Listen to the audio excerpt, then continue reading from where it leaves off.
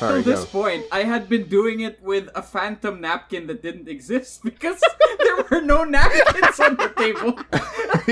God damn it. All right, welcome everyone to episode 6 of BetaBeards. Last episode, we were talking about our unpopular gaming opinions, and things got a little heated. But you know what? What is that, Georgie? I don't know. I'm trying to make 2 B's. There you go. Sorry. Does that look like 2 B's? I'd say not pretty from successful. Here, it doesn't. Thanks. I mean, All you right. could just, well, whatever. Thanks. Mm-hmm. Too smart. Too smart to be funny, that reference. Shut up, Bibo. I'm sure our viewers would have gotten it. But we were talking about unpopular gaming opinions last time. Mm-hmm. And there were some things that were left unsaid because we sort of went off on it, didn't we? Like, we always say that we're going to have 45 minutes. That we're going to come in on 45 minutes, but we never, ever do. And last episode, we just came in under an hour. I'm not even going to attempt to make the claim that this is going to be the episode where we get into it. You can do it, dude. I believe in you. Me too. No, I don't think so. I think it's fun, you know. I actually enjoy our hour-long talks, even, you know, and I also enjoy, you know, hour-long consuming other hour-long things. So who knows? Maybe this will be an hour-long show moving forward. But I just wanted to see, because I know what I want to say right after our last episode. I have a megaton announcement, so to speak, or in gaming terms. But today I didn't want to just you know, talk about unpopular gaming opinions. I also wanted to talk about you know, a lighter thing, which is the guilty pleasures that we have, because that's where my unpopular opinions sort of led me. They are things that I enjoy, even though maybe I shouldn't. I don't know, guys. What do you think? Where should we start with this one? I mean, as far as we did get cut a bit short by us failing to be economical with our time again last time, but yeah. I'm pretty satisfied with leaving it off as far as as far as The Witcher 3 is concerned. You know, I get your sort of like your guys' pitches to me of like, maybe you're just looking at it through this lens, and if you like, you know, if you turn it this way, maybe you'll, because you know my tastes and you know my standards, right? But I think this is just one of those impasses, guys, where I just gotta say that. But I think it's also, it ain't for me. Yeah, you know? Perfectly valid. Yeah. If it ain't for you, it ain't for you. So. Yeah. And I think, Bibo, your points on The Witcher are a great blueprint for people who have similar expectations as you that haven't played the game, that want to enjoy it. It's a good blueprint to follow to maybe not set these expectations for yourselves, to better be prepared for when you come into this. The animations of dialogue, they are meant to be choice inflicting upon the world, so they didn't have as much, they couldn't put as much into the necessary animation of it because there's so much that has to go through. But, you know, I'm going to leave on that note on The Witcher, and I'll just say that, Bibo, your points were also valid, but considering that the team that worked on it was as small as it was too, and the budget that it has was the budget that it had, it's also just a feat in kind of what I appreciated the most was how it was kind of a stab at how the Western world of gaming was kind of taking over, but showing that games have to be done with this budget and have to be this expensive. And the team of The Witcher was like, no, we can make quality at cost and give really fair working environments to the people working on the game as well. So that's one thing, though. That's one thing. Those are cool things. Is that it's not a AAA game; it's a AA game, right? And that's, you know, that's to its credit. And like CD Projekt Red, like, got a lot of goodwill as a result of it. I remember buying it for the first time, opening the case and being like, hi, there's that note, right? When you get it, I got it on PS4, there's a note where we appreciate all your support. We worked so hard on this, blah, blah. I was like, oh, wow, that's so cool. This must be such a great game that, like, so much, you know, got so much heart poured into it, and I was selling it a week later. Yeah.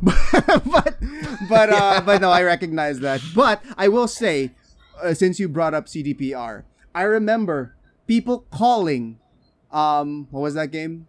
Cyberpunk, a masterpiece. Years before it even came out. Like, yo, you guys haven't even played this game yet. You don't know anything about it, and you're calling it a masterpiece. Like, this is insane. This is insanity. What are we doing? Yeah. And like, I will admit, I reveled in the fallout of the release of that game. So, say that. On that note, we can go into my Megaton announcement, which you guys will definitely not agree with, and most people will definitely not agree with. And I'm so glad you guys went in that direction because it set it up for me so well. Bibo, Cyberpunk 2077 is a masterpiece. Oh wow! All right, I haven't played it, so this is. I just moved to the side. Today, I am leaving the room. Well, let's hear this because I bought it. I never played it because I wanted to wait till I had a good PC for it. Yeah. Okay. All right. I'm so glad that was because Bibo. Nice.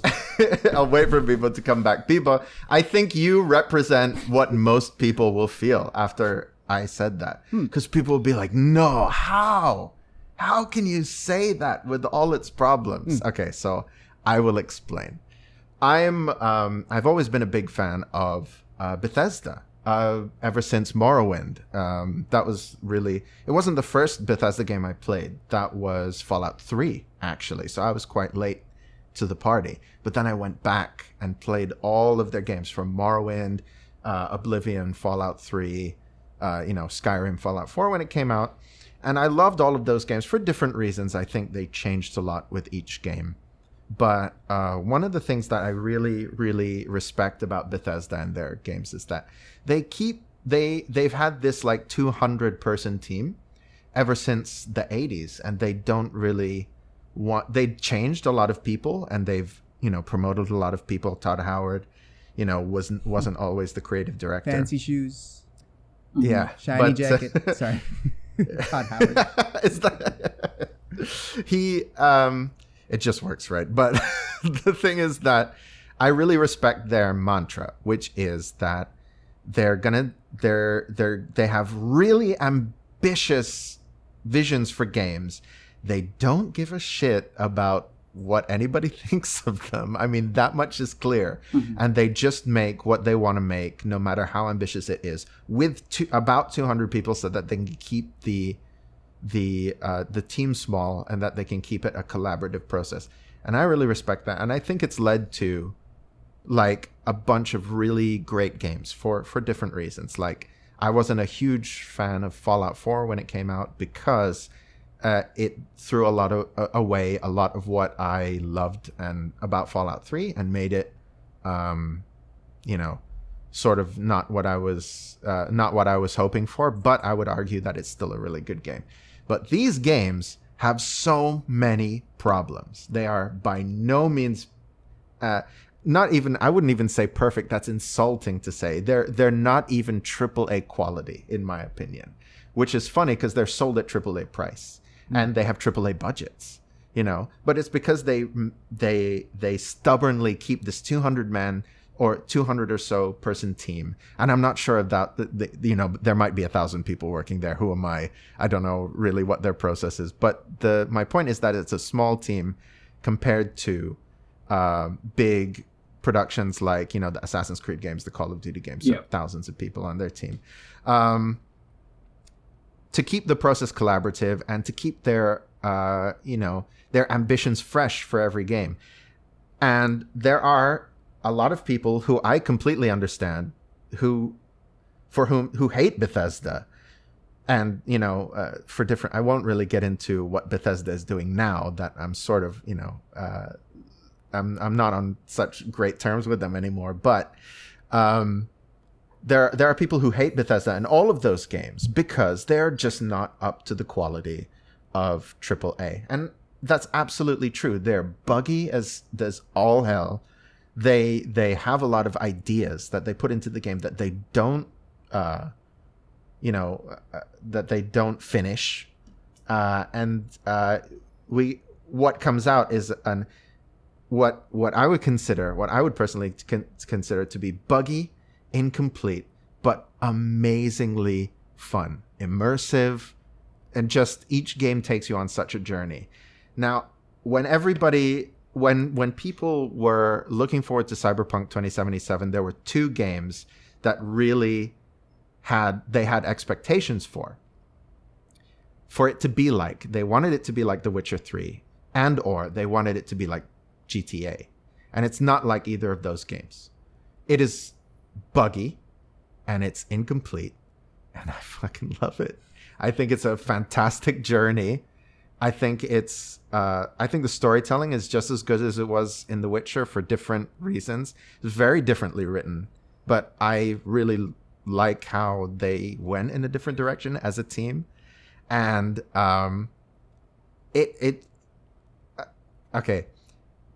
that's the thing about that's the thing that I really want to focus on, is that when Fallout 4 came out, there was a lot of criticism that the game was buggy. There was a lot of criticism that the game was, incomplete in a lot of ways, as every Bethesda game was. But nobody was saying, oh, this game is unforgivable, or this game is not worth your time at all. Because Bethesda has set a precedent of making games that people like me love, even though they're buggy as hell. And Cyberpunk hasn't done that. But as somebody who was looking for what Fallout 3 gave me, and Fallout 4 didn't, that's why I love Cyberpunk 2077. Because it like The Witcher, your choices really do impact the story, not just at the ending, but along the way. And the world changes with to a certain degree, they do that in Fallout 4 as well. But Fallout 4, to me, was a game that sacrificed a lot of the freedom, which they did put back in later on as in patches. Sacrificed a lot of the gameplay freedom in exchange for a little bit of AAA polish, which is not why I played Fallout 3. I played Fallout 3 specifically because you can kill the guy who offers you a nice apartment in 10 Penny Towers if you blow up Megaton, for example. This isn't a spoiler because you don't have to do it. You don't even have to talk to this guy ever. You know what I mean? And you can explode this entire town if you want to, just for that nice apartment. Or you can kill him right there just for suggesting it. And the game just carries on. And there isn't a very good crime system, that gives you consequences, realistic GTA-style consequences for killing that guy. But you can do it, and you can get into an altercation with the sheriff. And a lot of people don't know this. You can get out of that altercation with the sheriff if you kill that guy after he draws the gun, before he kills the sheriff. So there's so much gameplay freedom and storytelling freedom just in that one sequence. And that's what I felt with Cyberpunk 2077. Yeah, if you try and go GTA and kill a bunch of people and try and wreak havoc, the game's going to bug out because the game isn't really about that. I don't think they prioritize that. And now, I'm also going to preface this with, I understand that they need to fix it. It's definitely unacceptable, especially on PS4 at the moment, because it's just unplayable for some people. There are Class A glitches, and no game should have that. But I will say and maintain that despite those Class A glitches, if you are able to circumvent them, underneath lies something special that I haven't felt since Fallout 3. So that's my final megaton unconventional opinion. I love how we just got there. Definitely. We just got there. Can I actually, sorry, I just haven't said very much, but I will just ride on that wave of Fallout 3. It was one of my favorite games of all time, just because of what Dean said. And funnily enough, Fallout 3, normally when I play a game, I play what's in my heart. So I play as a beta boy who is supportive and good and kind and caring and tries to save everyone all the time. But Fallout 3 was the first game that I ever decided, you know what? I'm gonna flip the switch a little bit. Yeah, I'm gonna just you be telling me about this. the worst person I've ever been, or I could conceivably be, Yeah. ever. And it allowed me to do that. It allowed me to just be the most horrific game character ever to exist. And I did one of the acts that I did within the game, which the game allowed me to do. I until this day look back at it and be like, wow, that was fucked up. I know this. That was. I know this story. Should I go into the story You know of like what I did? I think so. I don't. So okay, Yeah. Dean's not gonna make his hour or his 45. No, all right. So essentially, just in one part of the game, I'm not sure what counts into spoilers here. There is a choice that you're given. You find a secluded sanctuary town within this wasteland, this village that is supported by a tree. And the tree, the villagers depend on this tree for their life. So there is an exchange. And which is weird because in this apocalyptic wasteland that has been like devastated by nuclear war, there aren't trees around. So the fact that there is a tree in this secluded hidden village that you a lot of people would probably play the game, and if they just pursued the story, they would never run into this village. It's hidden up there. And you discover as you go deeper into the world of this village that this tree was actually a seed that was able to fester within a human that was about to die, and the tree grew around him, preserving him almost for eternity in life. Because it's a ghoul as well. Yeah, so it's a ghoul, it's a tree, and Dean, for whatever facts I'm missing, because you're also Fallout dude, just like shoot in, assist me. I'm gonna try and recreate this. It's a long time since I played it. You'd go into the quest line, and this tree gives you this choice. The tree, you have to choose to keep the tree there to support the life of the people who live in this village who don't know any better. Or you can give the tree what he wants and put him out of his misery and kill him. Yeah. These are the choices you are presented. This is like, Fallout wants you to pick one of these two options and have a hard choice. And my choice was somehow the worst of both worlds. I did not kill the tree. Yeah. But I did kill every single person in the village around the tree and left their corpses in front of him for him to the rest of eternity watch the corpses rot of the only lives he ever knew to be friends. Oh no. So he, for the rest of eternity, had to watch these corpses of people he's grown to love that he was conflicted to leave, and just like be cursed with eternal life staring at these corpses. and I killed them all. I burnt their bodies with my fire sword. And I slashed off all their heads and I threw them at his roots, and I just bounced out of there. Jesus. And Fallout let me do it. And I look back at that today as if the second worst thing I've ever done in a video game was become the Lord of Fable 2 and create an empire where I raised everybody's taxes 300% so that the world just became this.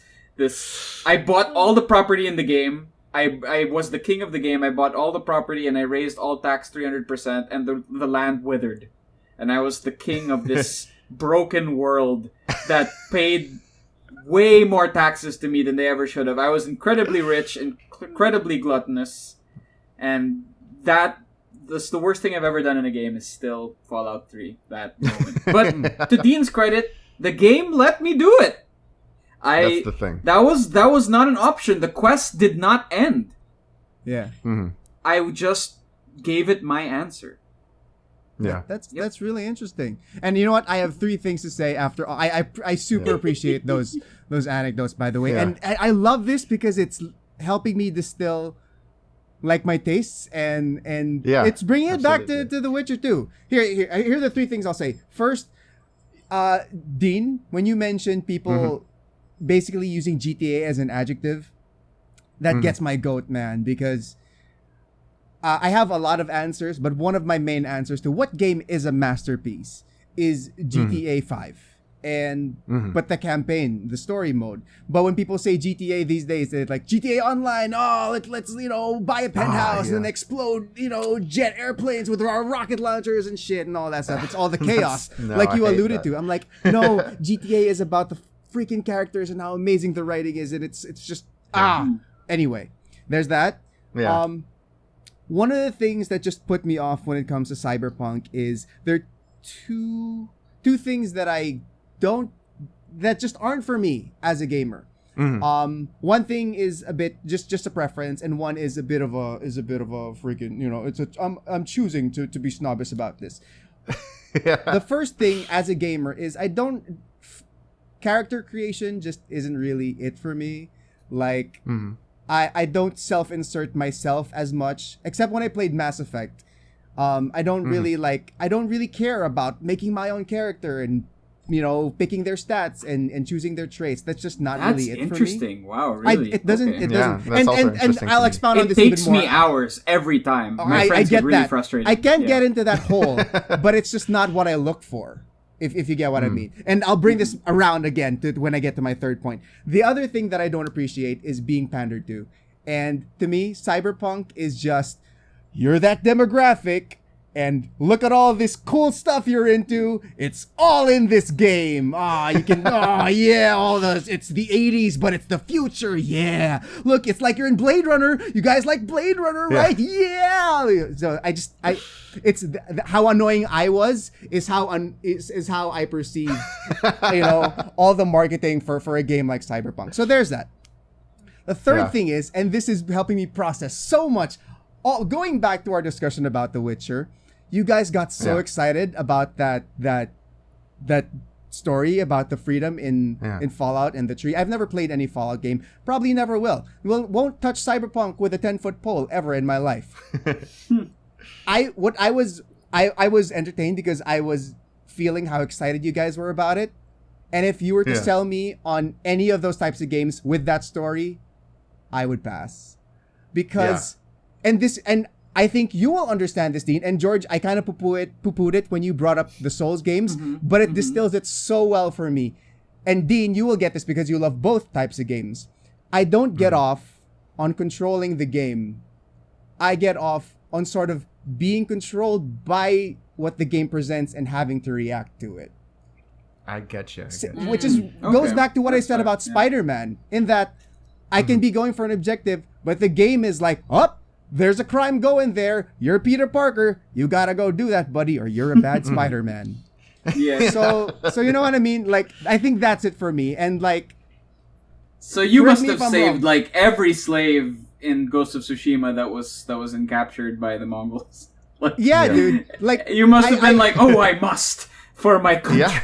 Well, I don't remember too much, but it's not like Jin is Peter Parker, right? But it's not about min-maxing so much as it is like freedom. It's so weird because the common answer to what do you like about video games, it's like, you get lost in this world and there's so much freedom and all that.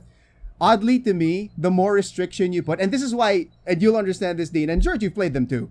This is why I love the Souls games, even though I suck hard at them. I can't describe to you enough how hard I suck at Souls games, even though I love them so much. It's because it's in how restrictive they are. That's where I find the enjoyment, because I love puzzles, and I'm sure you guys love them too. But what I love about puzzles is just like, I gotta get out, and I gotta do it, and it's not about the freedom for me. Like, although I can understand too how you enjoy that type of thing, it's not what I fire up my console for, if that makes sense. Yeah, for sure. And you know what really also makes sense? That we because- haven't done a single guilty pleasure yet, and it's at the 30-minute mark. Somehow we just get to this point. Actually, we're more around the 20, 28, 25 range. I'm not sure what it's going to come out to. But how about we go on topic and get some guilty pleasures out there? Who wants to start? But that's great because that's actually mine. That's my video game one. It's Nice. Okay. That's my guilty pleasure. Because Okay. for sure, people are going to comment. For sure. Sorry, guys. This might be the one video where we get lots of dislikes because people absolutely freaking hate that game. And no, I mean... I understand why. Maybe when we grow our audience eventually, and people start, and people who actually like we get more at our audience, like that might come. But for now, I love that the people who have been watching have really just given it love, and much appreciation to anybody just tuning in and hanging out with us for a little bit. Absolutely, very much appreciated. Yeah, so George, let's get on to it. What's your guilty pleasure, or is there something you've been sinking your teeth into these days that you probably shouldn't? My guilty pleasure.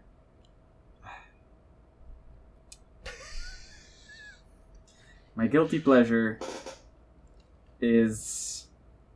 Why is it so loaded? What's going on? Because I don't know what's gonna. Fixing my camera. So it's just my guilty pleasure is there are gonna be two, and they are musicians that I like. They're not my they're not my normal guilty pleasure, but it's in the music world. And my recent guilty pleasure has actually been, God, my brother's gonna think I'm the worst. My guilty pleasure has been Harry Styles.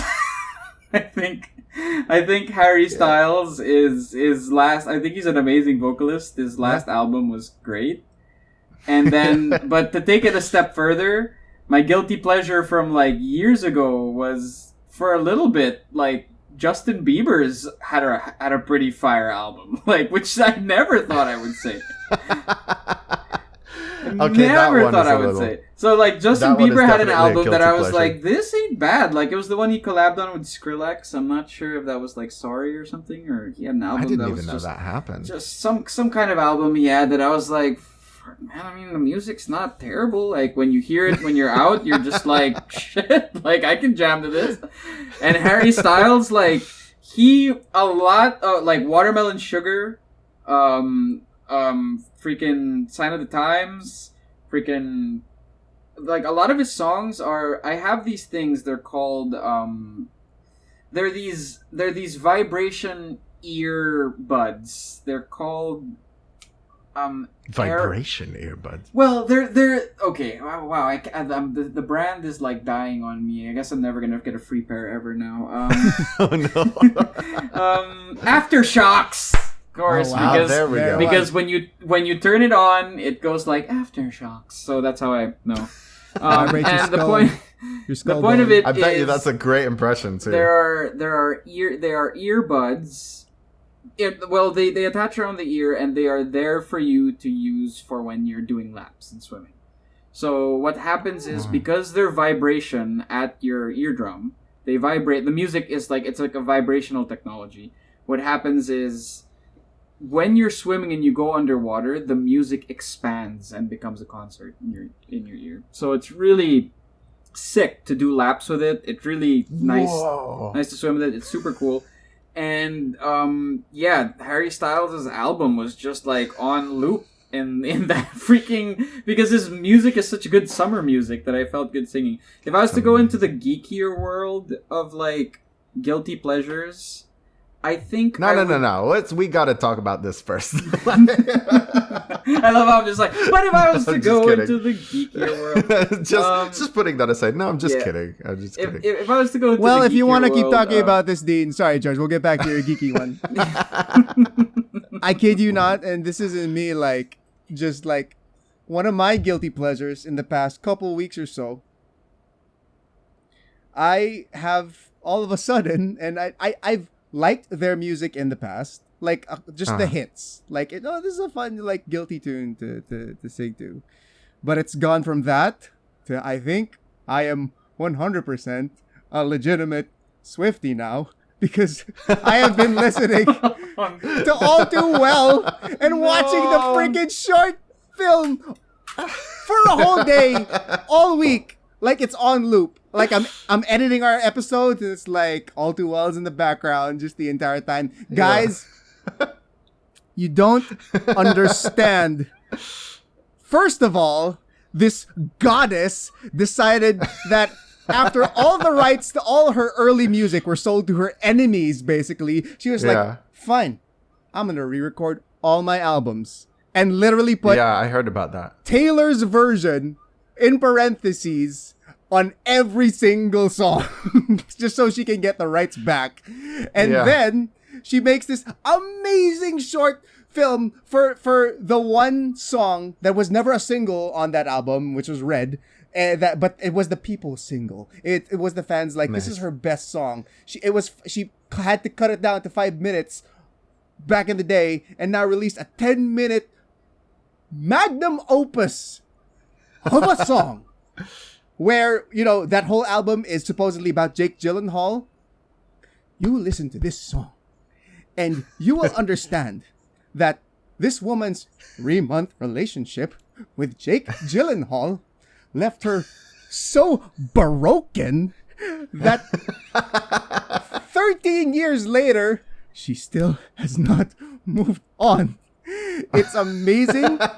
As far as lyrics, you guys know how appreciative I was of your lyrics for our theme song, Dean. I'm a lyrics guy. The lyrics for this song are just such a stream of consciousness of how she's like, oh, and also, by the way, Jake, you suck. Oh, and by the way, Jake, you suck. And Jake, did you know? You suck. And this isn't me saying... Bibo, I do have to ask, though, because I've been wanting to ask somebody who's actually into this. What is our opinion of Jake Gyllenhaal? That's George, we are just like, because I was literally just about to say this. I'm not saying I hate Jake Gyllenhaal. He is one of my favorite actors. They were just two people in a relationship, and it didn't work out. And it kind of muddles like the whole thing when all the people are like, oh, fuck Jake. It's not about fuck Jake. It's just about, look how broken this woman is. Let's feel her pain because, my God. Yeah. And bring it back to, our craft and what we do. The acting in that short film. Really? Is so good. Really? Wow. It's that good. And you guys know how I feel about my acting. You guys should check it out. That's the main, recommendation that I'm making when it comes to the all too well 10-minute Taylor's version short film. Is that the acting between the two girls? The one is like she plays Max on Stranger Things, and the guy's name is Dylan O'Brien. I'm a little embarrassed to know exactly what his name is. Apparently, he's on Teen Wolf or whatever. But they are just guys. Just for the acting alone, it is superb because a lot of it was improv, and it just feels so real. That feeling that you're sort of intruding on a private moment. It reaches that level to me, or at least for a music video, it was just really good. And because of that, I've been jamming out to Tay-Tay for the last couple of weeks, and unashamedly so. So I don't think you guys should be ashamed. Okay, so just for context, right? Mm-hmm. I'm the first person who should object to any of that, and I'm not gonna, because I believe that. And a lot of our friends love Harry Styles and Taylor Swift and stuff like that. So I don't think that's a guilty pleasure, and that's coming from someone who's freaking okay. You guys want to know what my Spotify wrap up thing was? top 5 genres: progressive death metal, power metal, Norwegian folk music. I could go on.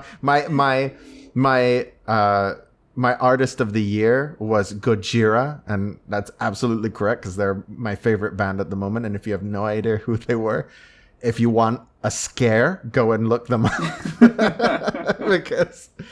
So I'm the first person that should object to all that. But screw that. I believe that everybody's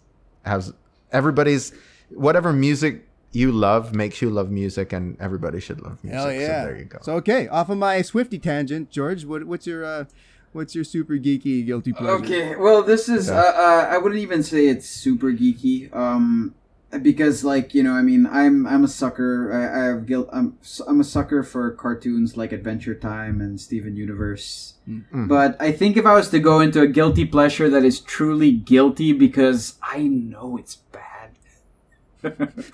I know it's really bad. What is this? I know it's bad. But I really know that it's bad. It's bad. And you know how I know it's bad? Because I know. Oh, no, this can go on. I know the show's bad, but everybody hates it. Everybody who has taste hates it.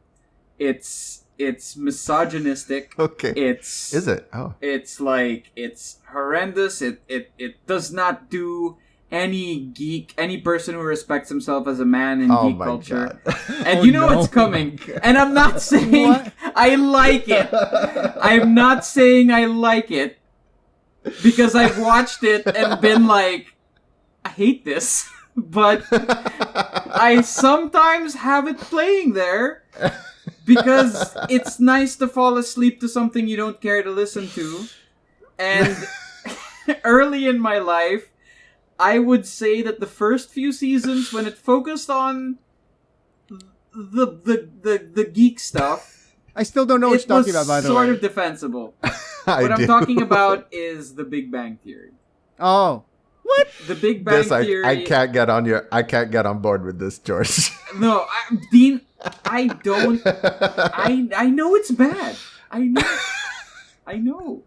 I will be the devil on your shoulder, I guess. No, I didn't. I love the Big Bang Theory. Oh, really? Really? Are you serious? It's just so.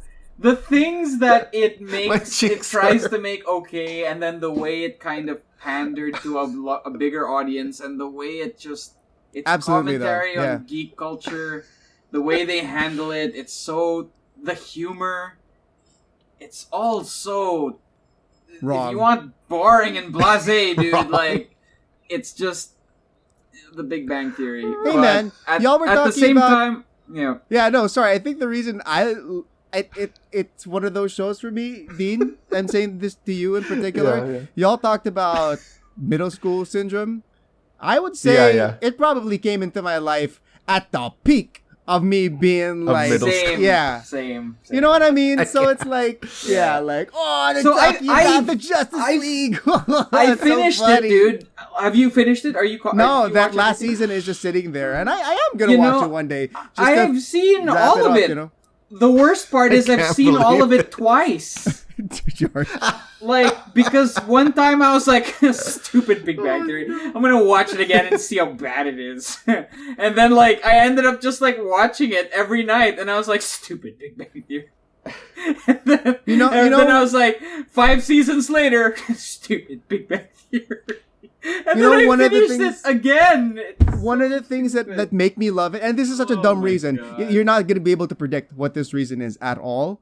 One of the reasons I love it is I look at Leonard and Sheldon's apartment, and I'm just like, I want to live there. It looks so cozy and nice, and look at where the window is. I'm a bit of a... I don't know if you guys... I've told you guys this, but if I couldn't become an actor, I would have really, really wanted to be an interior designer. And I just love... their apartment. It just looks so nice and cozy, and it's a bonus to have all the geek stuff there. Where the kitchen island is perfect. It's just so nice. It's so cozy. That my dream living situation is their apartment. So there's Dean, oh my god, Dean, you're gonna hate me. Dean, you're gonna hate me. Oh my gosh, I'm so sorry. Earlier I was talking about how freedom in games isn't something that super speaks to me. It's more the navigating it's in its constrictions that appeals to me.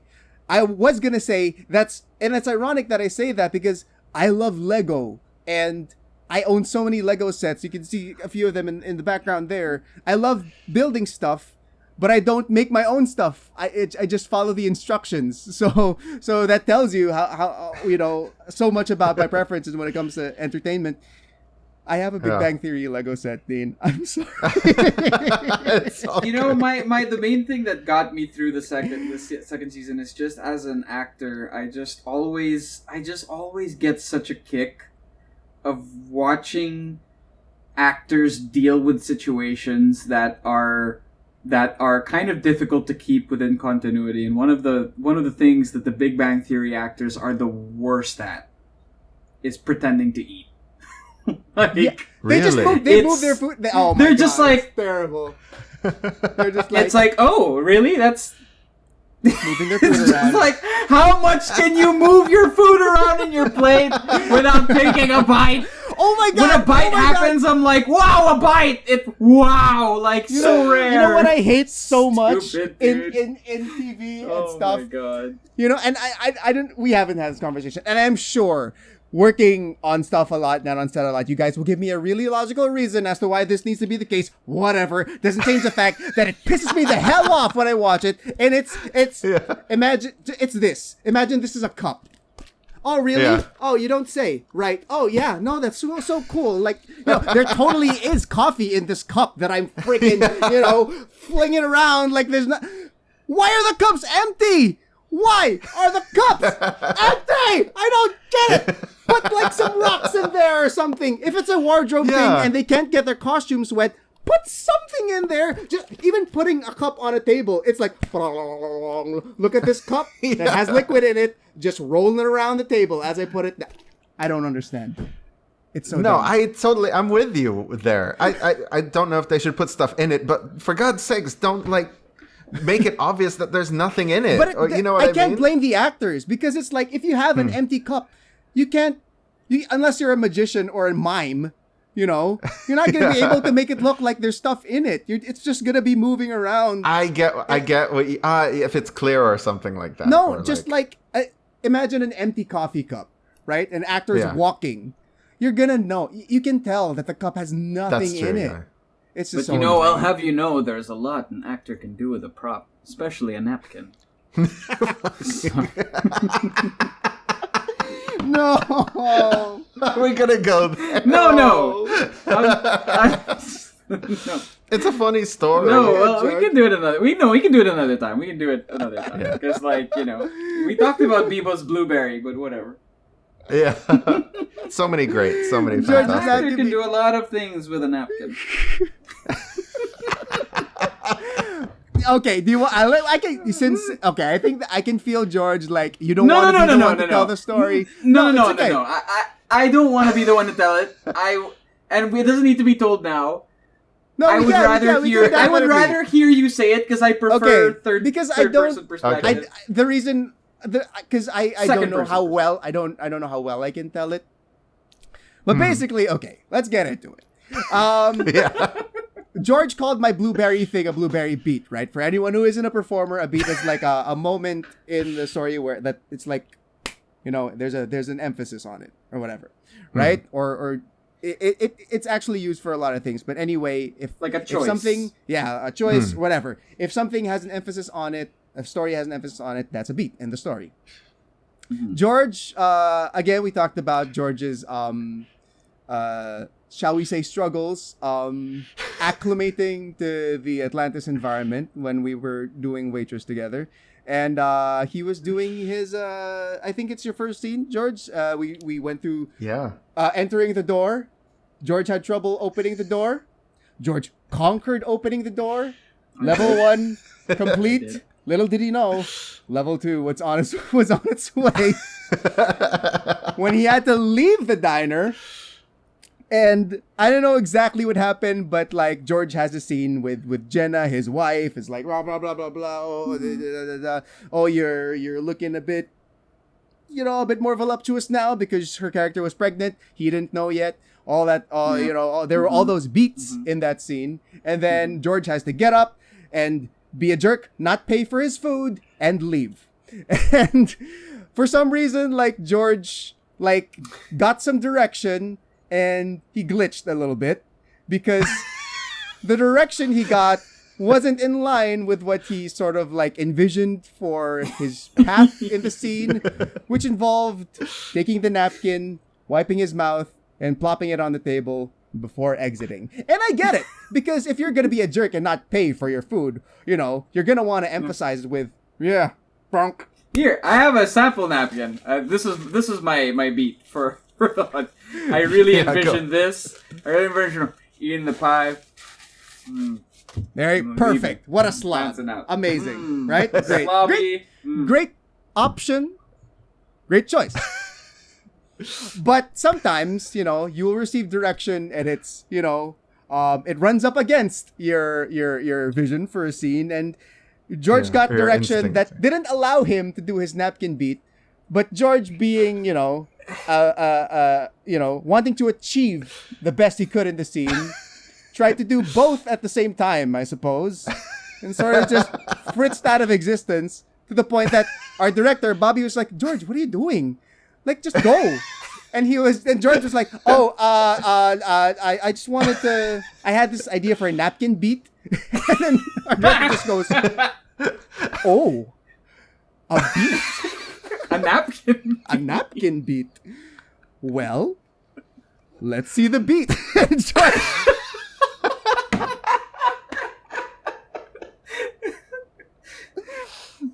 it's one thing to it's one thing to present something you created and be proud of it in a way because it was your creation, but to be put on the spot, be like, if you're gonna talk about your napkin beat, better be a good ass beat. Let's see it. Let's see the napkin beat. But. And I will wrap up the story with, as you saw, it did serve his character, the story. All in all, good choice to do the napkin beat. It's just, I'm sure, looking back, George wishes it came about in a less what was funny? in a less painful What was way. funny about it was that he put me on the spot and he was like, well, let's see the beat. And then I was like, oh, like now you want to see the now? And then he was like, yeah, what is this napkin beat? And the worst part was, until this point, I had been doing it with a phantom napkin that didn't exist because there were no napkins on the table. So, like, I was, like, just imagining it, and I was, like, taking this phantom napkin, and that's why Direct Bobby was like, what are you go. doing? And I was like, well, I sort of, like, wanted to kind of do this thing with a napkin. And he's like, well, let's see it. And then, like, I did it. And, like, he put me on the spot, and I was like, oh, this is what I wanted to do. And then he was like, okay. Okay, great. Go. Great. And then the next time I did the scene, there were napkins on the table. So that I could do, and then Janine looks at me, and then, like, it was like, so I could do my napkin beat, she prepared napkins on the table. The magic of theater. Oh, man. That was a good story. That, I'm that glad we makes got me into miss, it. that makes me miss theater, dude. Honestly. Good napkin Yeah, beat, George. absolutely. Good napkin beat. Nicely done. Thanks. But I was just thinking that some people might be listening to that story thinking, what's the big deal? The big deal is that when you're put on a spot by a director like that, it better be fucking good. Yeah. You dress to impress when you're doing theater, especially especially with like a company like Atlantis. You want to make the best impression, and man, that was your first day, right, George? Yeah. But you know what? Technically, what it was an option. Indeed. George gave you options pie that day. Okay. I did. Unpopular opinions. George's napkin beat was great. That's not an unpopular opinion. That's a pretty. That's Okay. That's my guilty pleasure. That napkin beat can be my guilty pleasure. So your guilty pleasure, George, guilty pleasure, Big Bang Theory. I would say, but not in a conventional sense. Like, I don't love it. I won't say that it doesn't occasionally find its way playing in the background on Netflix on my TV because out of comfort. Yeah. It's that nostalgic feeling too. When I watch it, I genuinely feel like I'm back in college because it was all the rage back when I was in school. Oh yeah. All the rage. Wow. Tito Bibo. It was. This is the first. It was. This is the first time on the show. I can't get behind that. We got him. We got him. Got him. No. There's no I see your point. I see your point. Yeah, I can't. This is just like, this is bad TV, guys. Sorry. Oh my God. It's just Fuller House, but with worse jokes. Anyway. There we go. Sorry. The cultured reference that flies over my head. No, Fuller House is this. Well, Full House, the I believe it was the show. A lot of people got famous on that show, Full House, and they made a sort of sequel called Fuller House, wow. and it's just it's just you know when the laugh track goes and you're like, why are you did laughing? something happen? Anyway, Bibo, was Taylor Swift your guilty pleasure, or do you got another one? Definitely my guilty pleasure at this point. Although I will say, it's kind of not at this point. I just kind of genuinely love this woman and how she's just like, yeah, that's fine. I am hurt. That's not a guilty pleasure. I am hurt, yeah. and I'm letting the world know it, motherfuckers. Here we go, Red Taylor's version. But it's also at the same time, it's like I have this voyeuristic fascination with the fan base and all that, because when the I said, I'll just go back into Taylor Swift. I don't care. I can't talk about this for so long.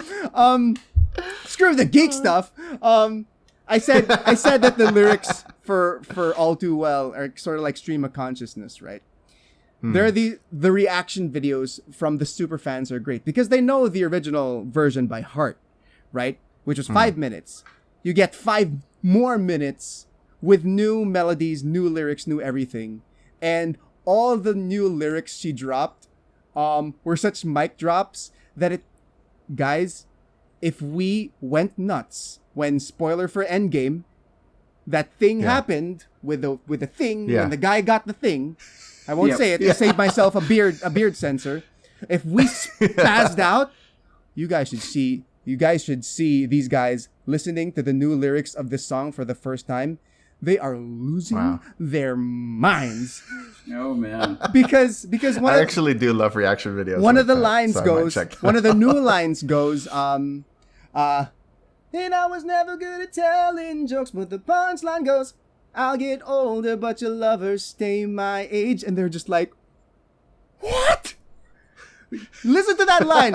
"I'll get older, but your lovers stay my age." That is such a mic drop on Taylor's part. That it's just like, what the fuck? And sure enough, people looked up who Jake Gyllenhaal is dating, and she's right. Mm-hmm. That girl is how old she was when they were dating. Anyway, enough about that. Yeah, I just love Taylor Swift so much these days. But that's great. I love seeing people geek out about stuff, no matter how geeky it is. If that makes sense. As far as a geek thing that I that was a guilty pleasure for me, and I genuinely kind of regret. I was so into tokusatsu for so many years. Really? And that, for those who don't know, that's Kamen Rider and Super Sentai. I watched like at least 3 full seasons for 3 years straight. I wish I didn't. I could have been watching anime. I could have been watching anything else that wasn't just a commercial for toys, except without the charm of Saturday morning cartoons like Teenage Mutant Ninja Turtles and G.I. Joe.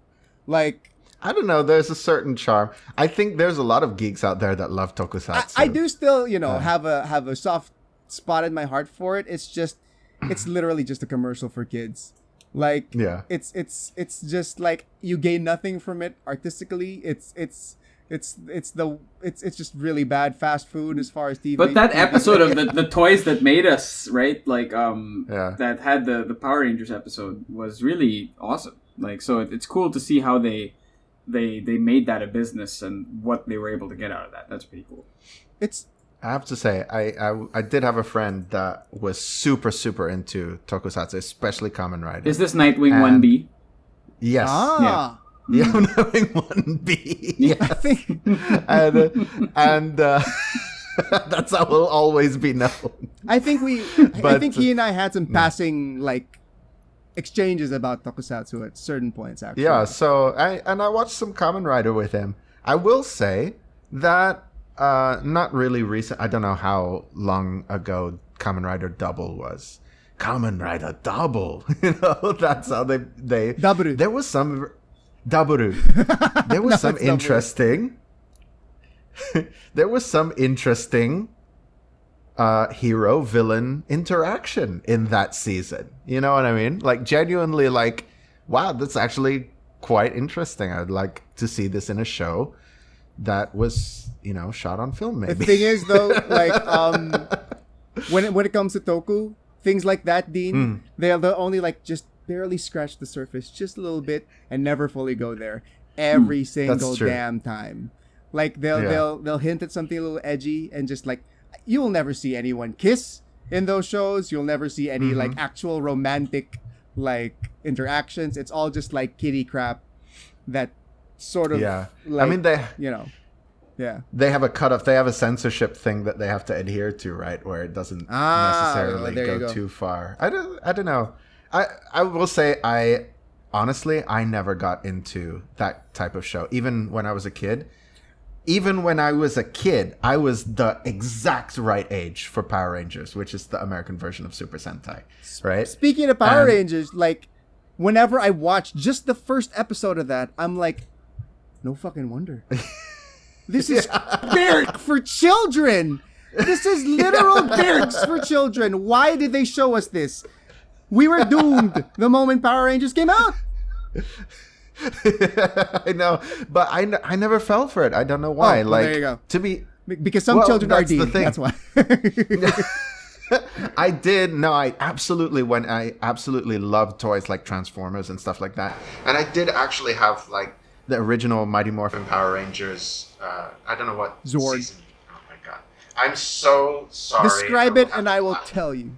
Oh, go. Yeah, I'm so sorry. I'm gonna have to clap again. There you go.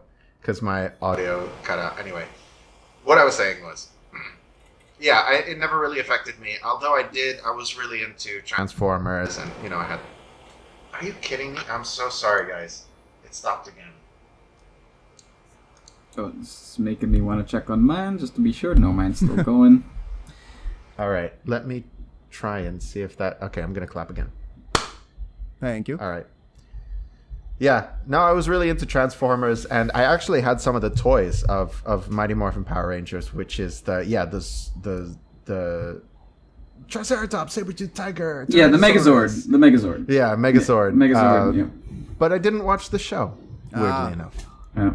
I will take this because I know we're coming to our close, and I revel in the fact that my last episode was still now currently the shortest running episode. Very proud. But I will say that I think a guilty pleasure of mine by my standards of anime of today, if I just can, is 100%. I eat up because it was so of my age and era growing up with it. I eat up everything Dragon Ball until today. I've read all the manga of Dragon Ball. I've consumed all of the movies, all of the content. I mean, you can see Goku right there in the back.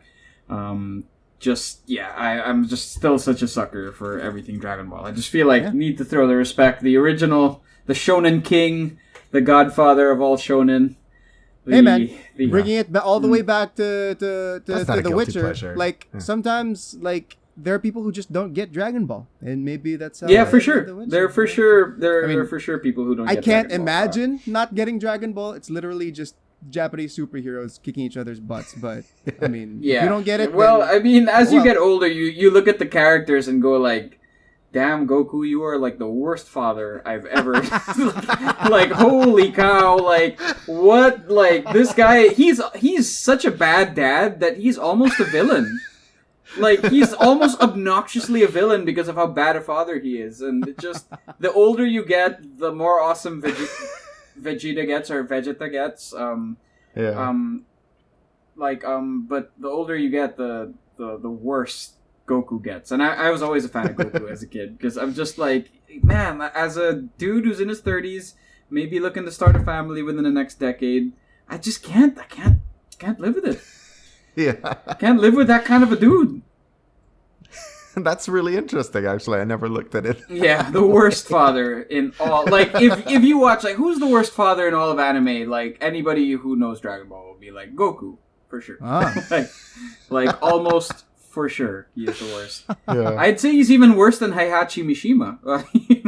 Holy shit, that's pretty... No, I mean, he didn't throw his son down a volcano, but he just abandoned them just as well. Yeah. Anyway, it's that's my takes for guilty pleasures, I think. I will say, guys, Bibo, that this was probably... No, I don't have any more, but I just want to say this is probably the most kalat episode we've had. both from a content standpoint and a technical standpoint. But Yeah, sorry. this was a lot of fun, dudes. So Yeah. Yeah, it was so fun. I'm so sorry the napkin beat found its way in there. What a beta thing. no, I'm I'm so glad it pleased. did. I'm glad it did. Oh man.